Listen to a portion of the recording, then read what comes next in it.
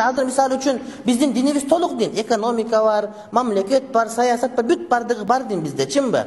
Зекет бар, социалдык проблемалар чечилет. А христиан дининде поптор эмнени гана сүйлөйт? Адеп, ахлакты гана сүйлөйт. Чынбы? Адеп, ахлакты гана сүйлөйт. Адамдар христианчылыкты көрүшүп туруп, исламда ошондой дин болуш керек деп ойлошот. Эгерде биз саясаттан сүйлөп койсок, анча-мынча депутаттарды сынап койсок, кээ бир журналисттерди урушуп койсок айтат, молдеке саясатты сүйлөп эмне кылат экен дейт. Алар бизди ошол поптордой болуп, только жакшы жүргүлө деп ушинтип айтып эле отура бергенди каалайт. Уурдабагыла, колуң кесилет. Эй, ташпараңыр өлтүрүп коем эгер зына кылсаң деген дукусу келбейт. Көрдүңөрбү туугандарым? Адамдар дин дегенде өздөрү бир нерсени түшүнүп алып, ошого калган салгысы келе берет да. Ошондой эле фундаментализм деген нерсе исламда бул жакшы нерсе. Туура түшүнсөк, бул аруулук. Ал эми башка динде бул эң жаман нерсе.